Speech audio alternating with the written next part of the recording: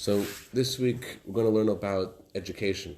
It's very apropos to the time we're in now, because this Torah portion and last week's Torah portion have the two sections of the Shema, where we're told to teach the Torah to our children.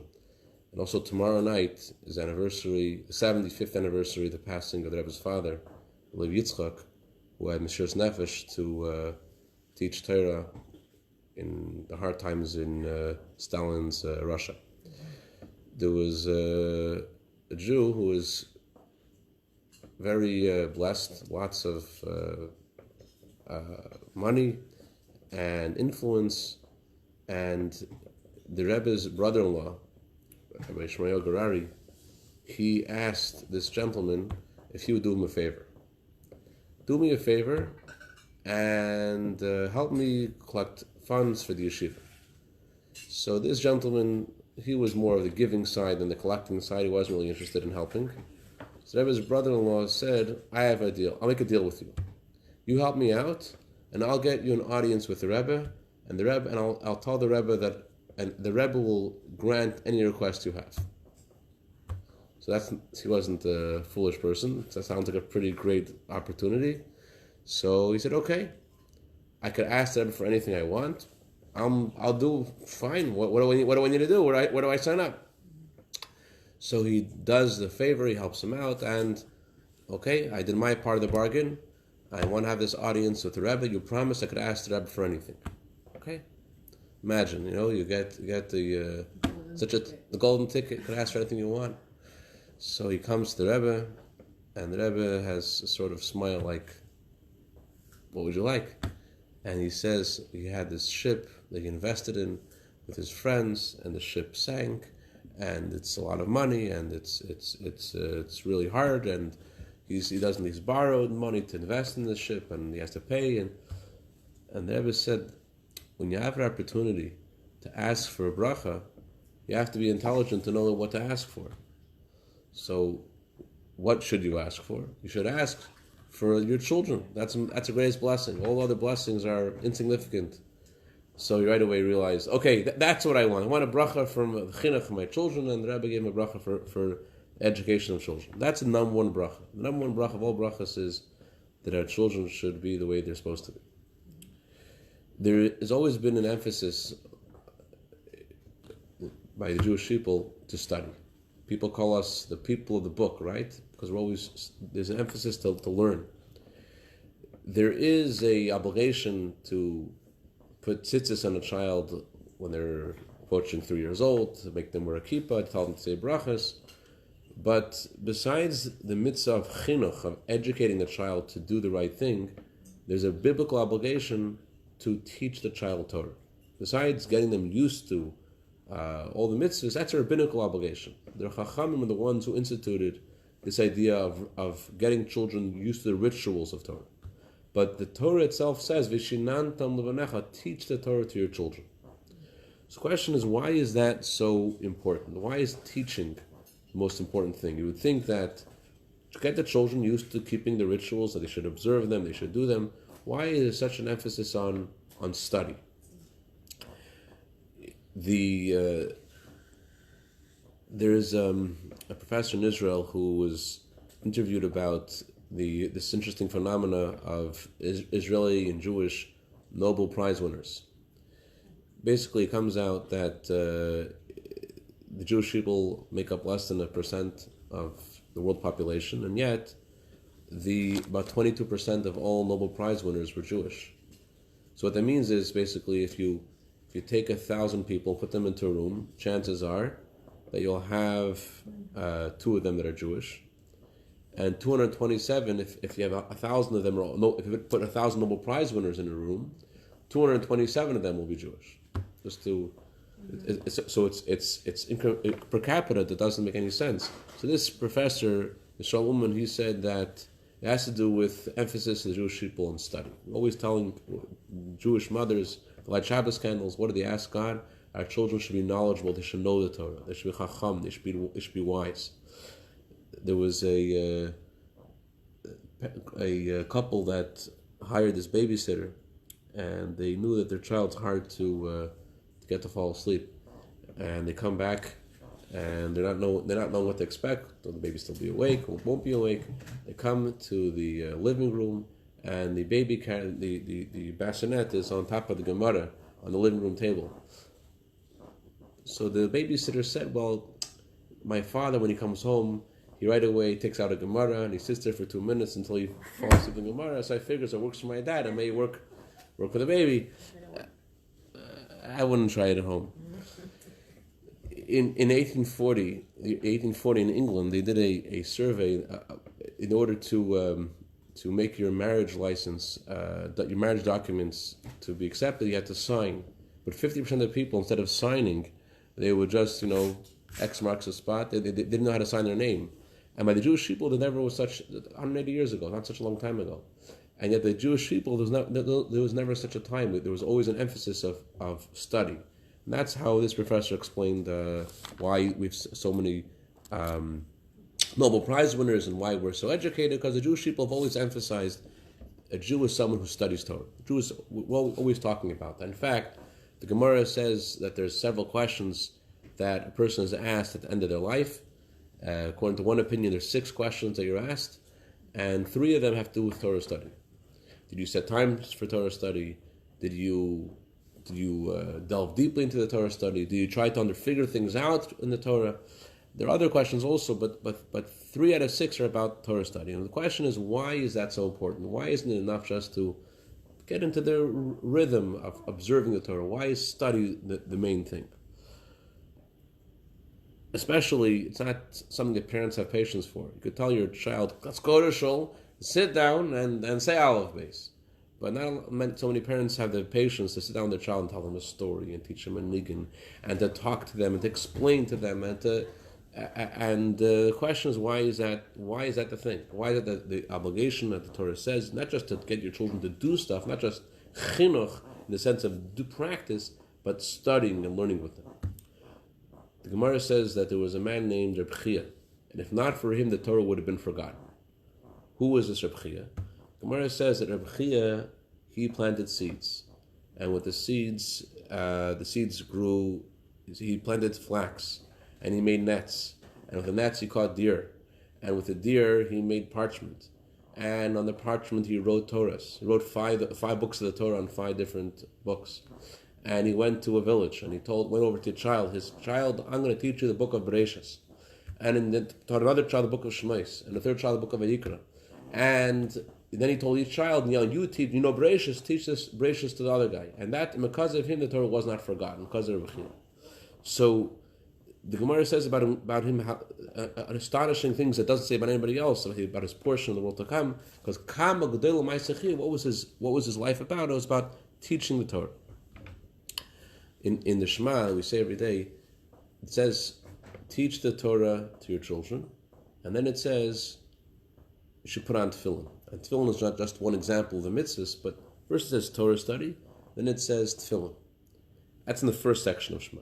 In the second section of Shema, it's switched around. First it says tefillin, and then it says Torah study. Why does it switch that around? So one of the explanations is, Rabbi Ashkenazi from Chabad, he said like this: some parents think, when do you want your children to really learn Torah? When they're young, put them in a good nursery, put them in a good elementary school, and then let them go when they become high school age, become college age, let them go and study whatever they want to study. Let them be. Before they put on tefillin, when they're still little, then teach them Torah. When they grow older, then let them do what they want. It's one perspective. Another perspective is, doesn't matter what they do at such a young age. But when they get older and their mind is more developed, then that's when you want them to study in the yeshiva. So the Torah tells us both perspectives are off. There's no age for when to start teaching a child. There's no limit to when. There's an advantage of when a child is younger, the quality, the attachment that you give the child to Torah can't be captured later on. It's only when the child is so young can you, as the Rebbe says, a child is like a person's like a tree.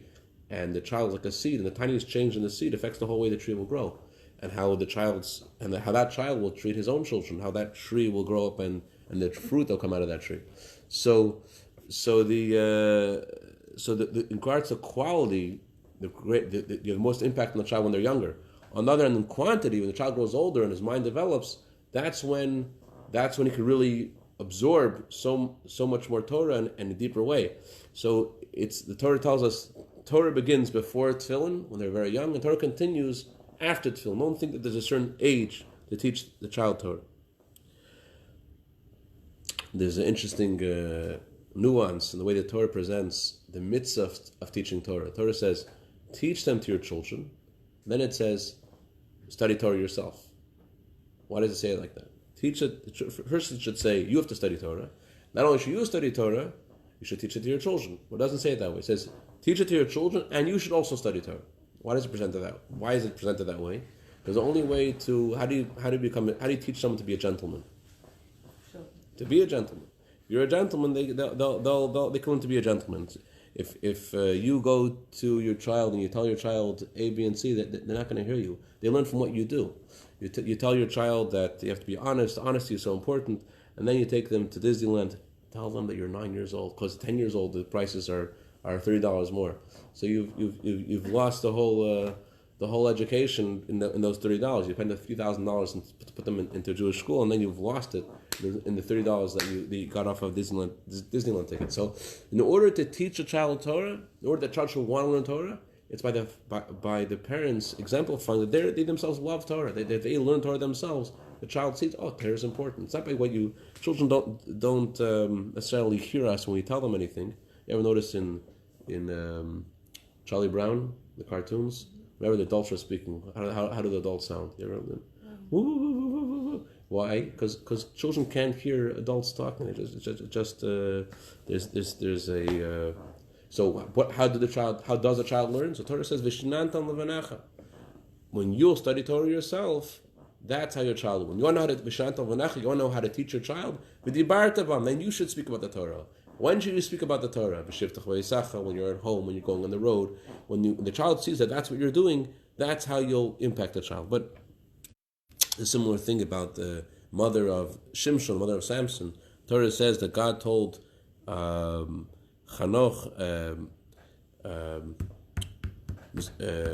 he told the parents of Shimshon that they should make sure the child should be a Nazir. He should not drink wine, he should not become impure.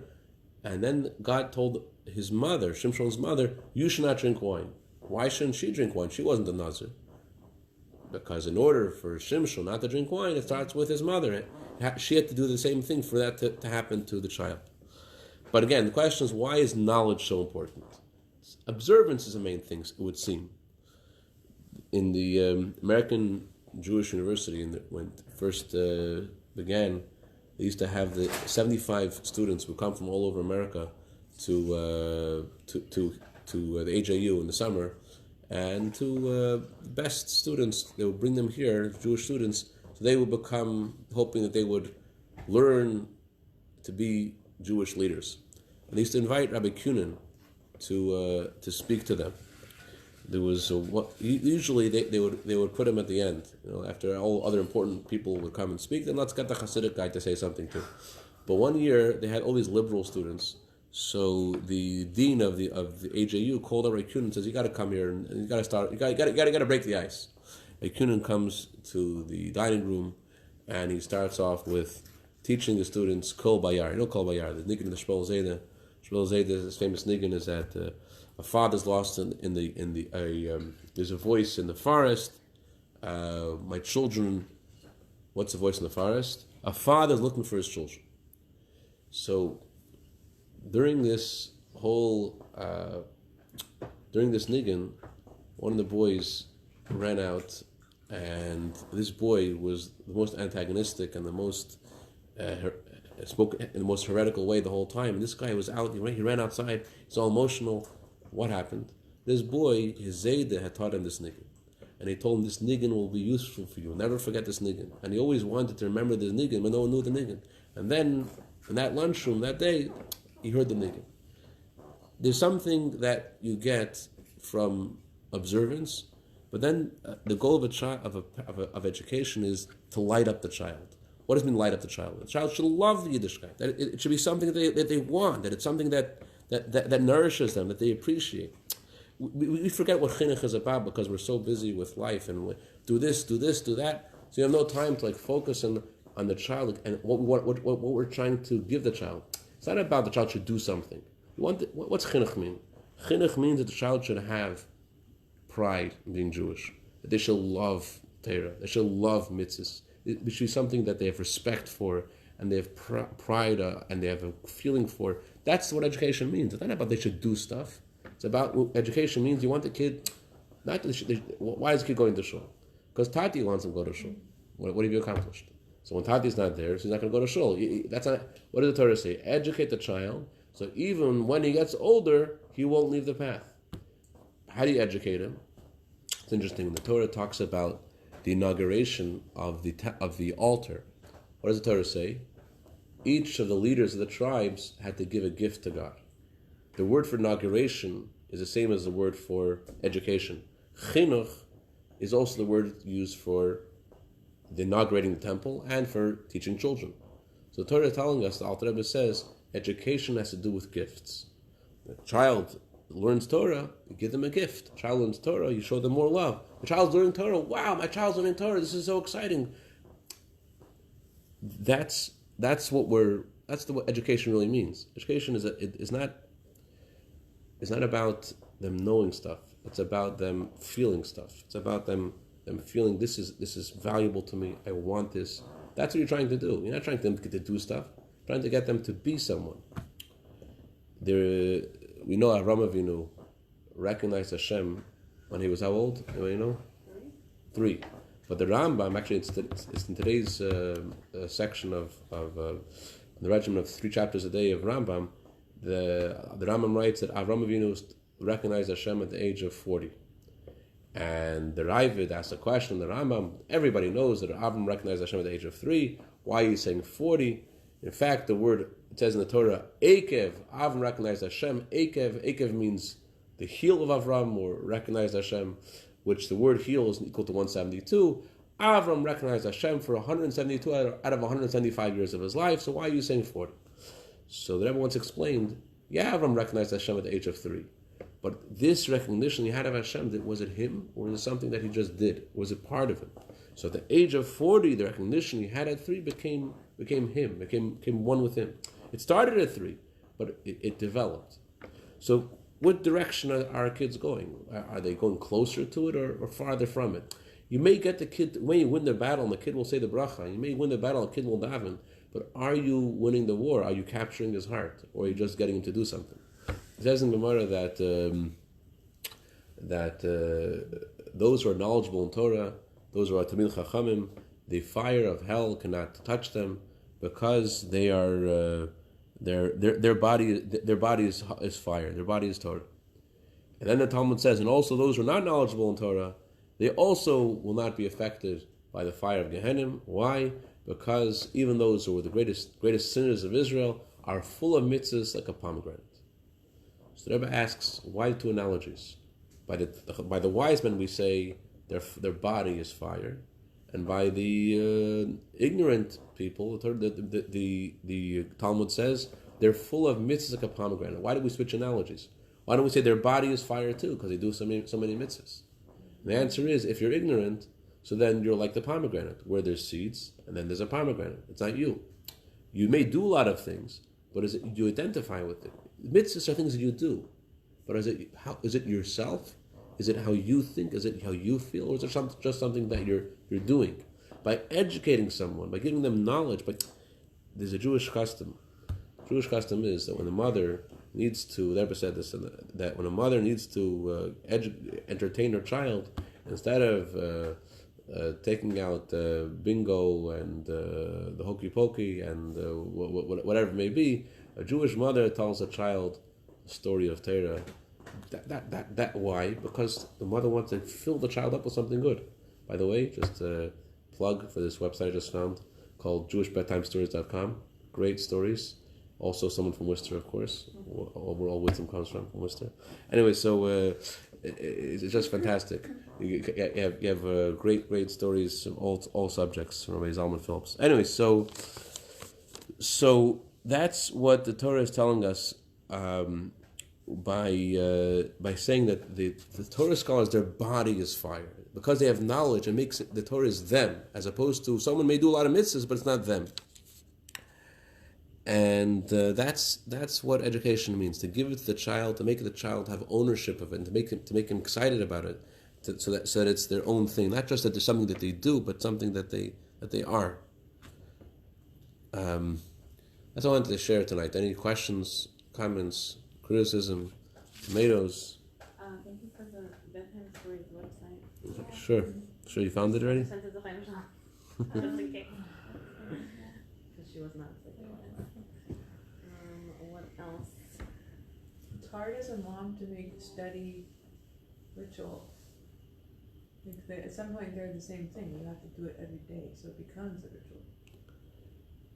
There's the spirit and the... Let's talk about the child first. What are you trying to give the child? You want You want them to see you do it every single day. Right, they want them to see you do it, but because you want the child to love it, that bridge that you want the child to cross is that it should become something that they love. That's why it's a Jewish custom always. Jewish mothers, what do? They sing to their children. They sing to their children, Torah is the best merchandise. The Rebbe says that this custom of singing to a child, it gives the child something that you cannot give with a knowledge. You're giving them something deeper. You're giving them a love for Torah. It's you're changing the fiber of their being. You're hypnotizing them. You're touching them in a very deep way. So there is getting them to do things. But what you're trying to do is trying to reach their neshama. You're trying to fill them with goodness. Okay, Chazaka Baruch.